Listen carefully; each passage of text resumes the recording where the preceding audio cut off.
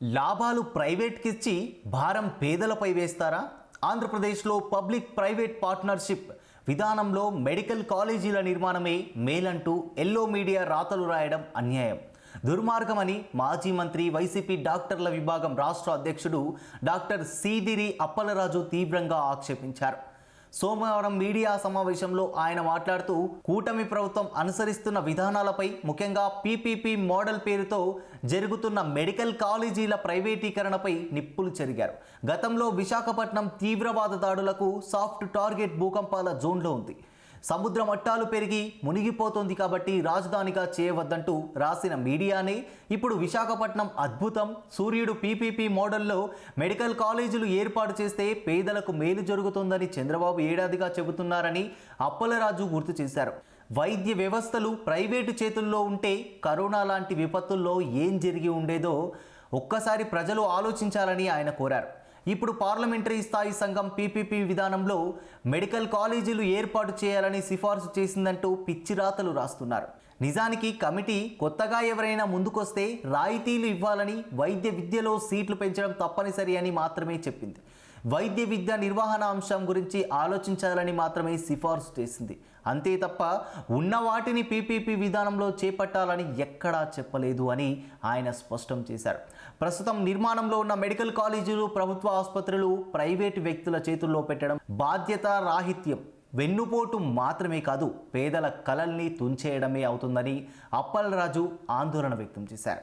Private ఆసుపత్రుల్లో ఉద్యోగులకు జీతాలు కూడా ప్రభుత్వమే 2 ఏళ్ల పాటు ఇస్తుందని అంటున్నారు. భూములు, భవనాలు, మౌలిక సదుపాయాలు, జీతాలు ప్రభుత్వం ఇస్తుంటే లాభాలు ప్రైవేటుకు ఇచ్చి భారం పేదలపై వేస్తారా? ఇది చంద్రబాబు చెప్తున్న పీపీపీ మోడల్ అని విమర్శించారు.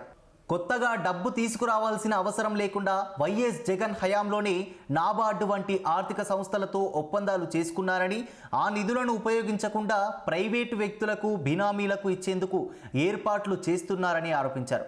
ఒక్క మెడికల్ కాలేజీలో ఉద్యోగులు నెల జీతాలకు 5 కోట్ల నుంచి 6 కోట్ల వరకు ఖర్చు అవుతుందని, 10 కాలేజీలకు 2 ఏళ్ల పాటు ఇస్తే 700 కోట్లు అవుతుందని, ఇది ఎంతవరకు సబబు అని ప్రశ్నించారు.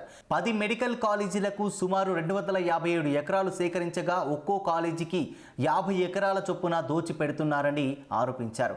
కేంద్రం ఇచ్చిన పీజీ సీట్లు కూడా సెల్ఫ్ ఫైనాన్స్ సీట్ల కింద ప్రైవేటుకు ఇచ్చారని, ఎన్ఆర్ఐ సీటు ఫీజు కూడా 29 లక్షలు, మేనేజ్మెంట్ కోటా సీటు 9 లక్షలని జీవో ఇచ్చారని తెలిపారు.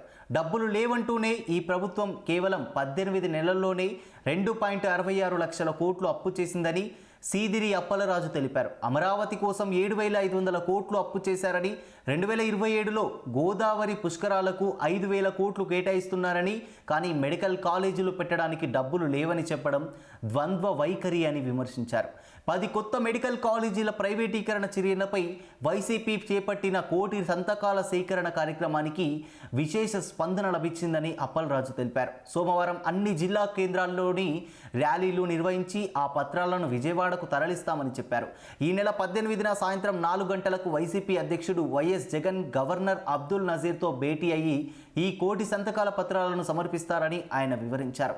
ఇక్కడే ఉదయిస్తున్నాడు చంద్రబాబు విజన్ వల్లే విశాఖ ఇలా మారిపోయిందని రాస్తోందని సీదిరి అప్పలరాజు దుయ్యబట్టారు.